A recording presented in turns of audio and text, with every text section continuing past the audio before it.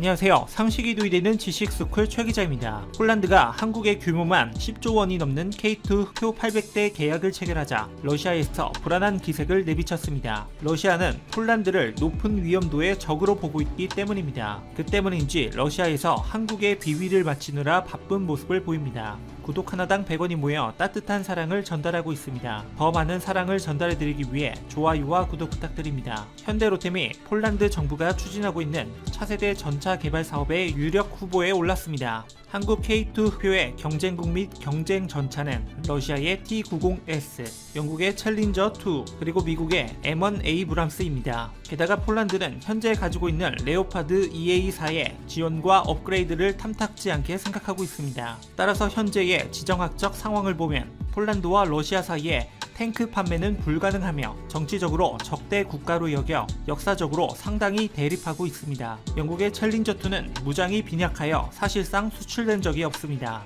따지고 보면 경쟁국은 미국의 M1 에이브람스 뿐입니다. M1 에이브람스와 K2 흑표의 경쟁에서 한국은 더욱 진보한 기술 면허를 보유하고 있습니다. 이 진보 기술 면허로 K2 거래는 첨단 무기 기술 120mm L55건과 K279 사보탄 같은 탱크 관통의 생산에 관한 디테일을 포함할 수 있습니다. 미국의 120mm L44 M256포도 매우 뛰어나지만 최근 진행한 테스트 결과를 폴란드가 승인하지 않을 가능성이 큽니다. 그러나 K2는 M1 에이브람스에 비해 불리한 점도 있습니다.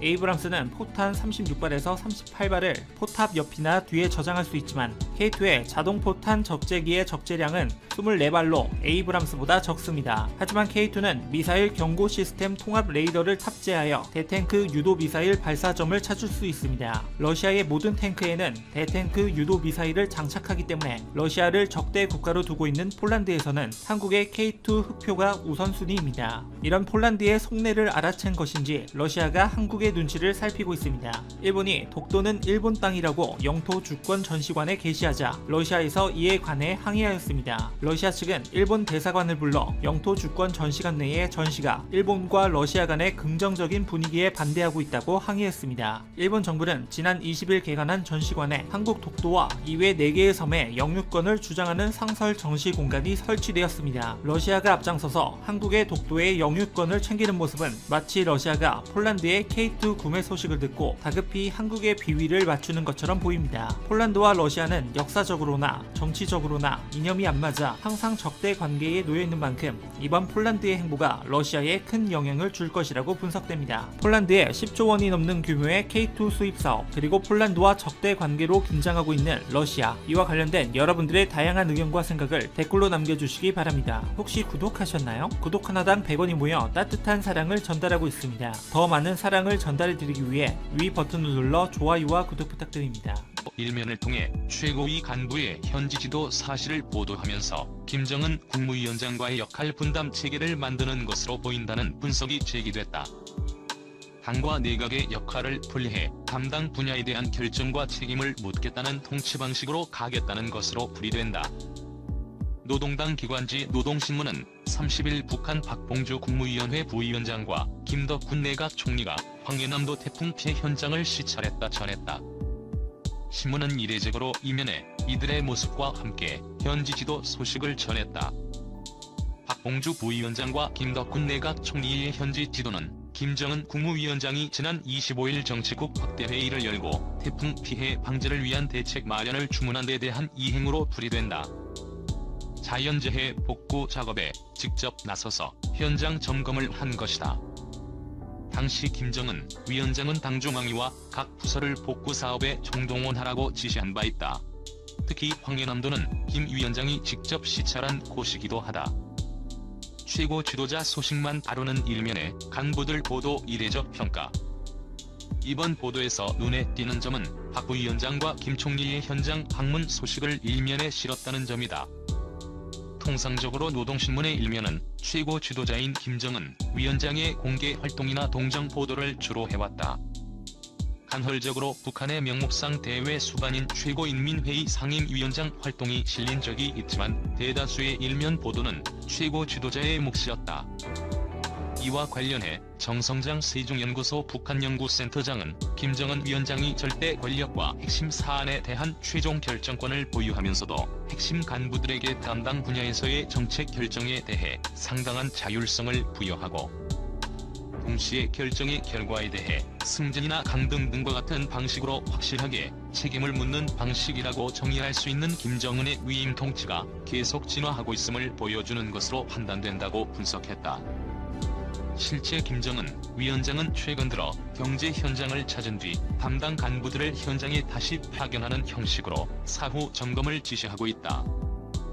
황해북도은 박운의 경우 이달 6일 김정은 위원장이 다녀간 후 김덕훈 총리가 18일에 방문해 김 위원장의 지시사항을 챙겼다. 앞서 지난달 7월 23일에도 김정은 위원장이 광천 닭공장 건설 현장을 찾은 직후인 같은 달 28일 최룡해 최고인민회의 상임위원장이 광천 현장을 또 다시 찾아 사업을 점검했다.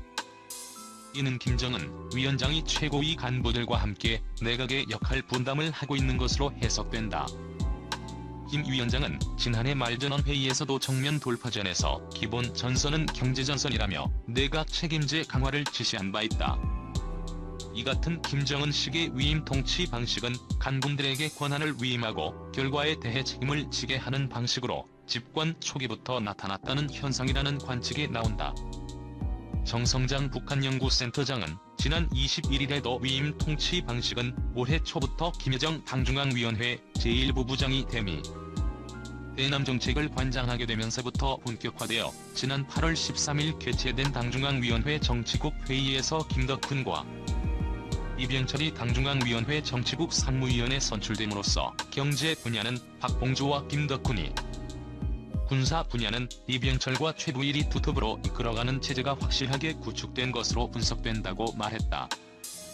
정 박사는 따라서 김정은의 현재 위임 통치 방식을 정확히 파악하기 위해서는 지난 8월 13일에 개최된 당중앙위원회 정치국 회의에서의 파워 엘리트 변동을 면밀히 들여다볼 필요가 있다고 말했다.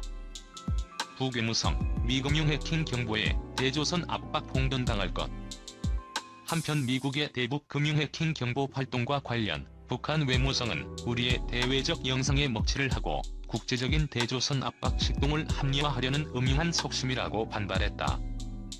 북한 외무성은 29일 홈페이지에 조선민주주의인민공화국 자금 세청 및 테러 자금 지원 방지를 위한 국가조정위원회 대변인 명의의 담화를 내놓고 이렇게 밝혔다.